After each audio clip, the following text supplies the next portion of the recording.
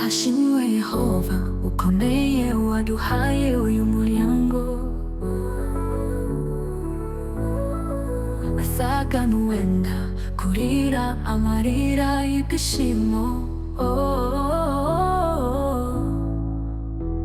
Abavandimwe baturutse mu bice bitandukanye ku isi, igihe twari kumwe hano iwacu mu Rwanda, ikoraniro mpuzamahanga ry'abahamya ba Yehova.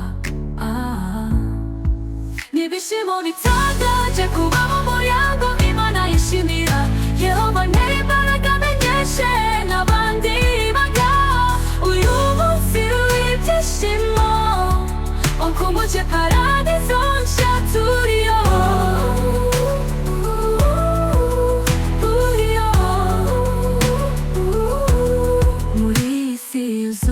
Ibibazo, ubukene, intambara, indwara,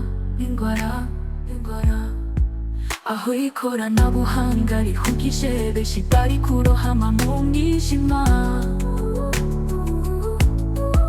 hari ibanga ry'ibyishimo kandi bitera umunezero dukura mu ijambo rizima twahawe n'umubyeyi wacu Yehova Imana idukunda. Natwe twaramwiyeguriye, iwe byishimo byacu. N'ibishimo bitangaje kuba mu muryango Imana yishimira. Yehova ntera imbaraga amenyeshe n'abandi baga uyu munsi w'ibyishimo, wakumbuje paradizo nshya turiyo.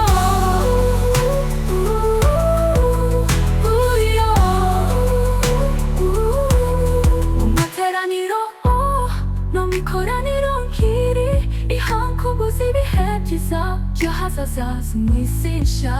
Hantera imbaraga yo kubwiriza ubutumwa bw'ubwami ngo dukomeze ture mu muryango mugari wa Yakobo. Vuba aha agiye kuduha isi nshya muri paradizo yera. Sanezerwa n'abavandimwe twese turi mu muryango wa Yawe. N'ibishimo bitangaje kuba mu muryango Imana yishimira. Yehova ntera imbaraga amenyeshe n'abandi baga uyu munsi w'ibyishimo, wakumbuje paradizo nshya turiyo. Turabakunda, we the one, you are welcome, karibu sana, soyez bienvenue, murakaza mu muryango mwiza.